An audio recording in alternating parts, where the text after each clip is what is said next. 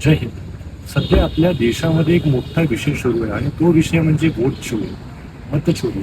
सध्या महाराष्ट्रामध्ये मनसे अध्यक्ष राजसाहेबांनी पुराव्यासहित दाखवलं की या राज्याच्या विधानसभा निवडणुकीमध्ये कशा प्रकारे मतचोरी झाली.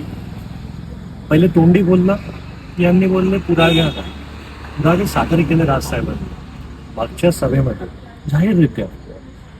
एका माणसाचे 4 नाव, 2 नाव, या कुटुंबात कोणत्या महिलेचं नाव वेगळं, पुरुषाचं नाव वेगळं, त्याच्या नवऱ्याचं नाव वेगळं, वडिलांपेक्षा मुलांची वय जास्त, हा प्रकार आहे. आणि अशा देशामध्ये जर मतदानामध्ये असं घोळ होत राहील तर मग आपण विश्वास कशावरती ठेवायचा. लोकशाही तेव्हाच प्रॉपर असतो, तेव्हाच स्तंभ लोकशाहीचा मजबूत असतो जेव्हा या देशात निवडणुका पद्धतशीर होईल. बरोबर, सत्तेवरती कोणाला बसवायचं आहे कोणाला नाही बसवायचं हे निवडणूक आयोगाने ठरवू नये, हे जनतेने ठरवू नये.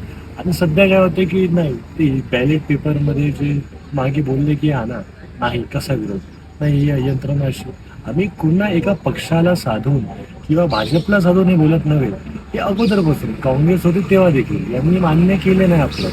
पण सध्या देशामध्ये जर अशा प्रकारे निवडणूक व्हायला लागली, मतदानामध्ये असा घोळ राहिला की भविष्य आपलं धोक्यामध्ये आहे.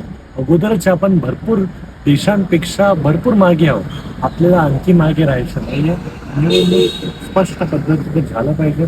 त्यामुळे पूर्ण देशवासियांना माझी ही विनंती आहे, मतचोरी हा केवळ विरोधी पक्षाचा विषय नसून तर या देशातल्या प्रत्येक जनतेचा विषय असला पाहिजे. तुम्ही जागृत होऊन बोला. विरोध भाजपचा नव्हे, विरोध कुणाच्याही नव्हे, विरोध आपल्याला त्या गोष्टीचा करायचा आहे जे संविधानाच्या, जे देशाच्या लोकशाहीच्या विरोधात सध्या जात आहे.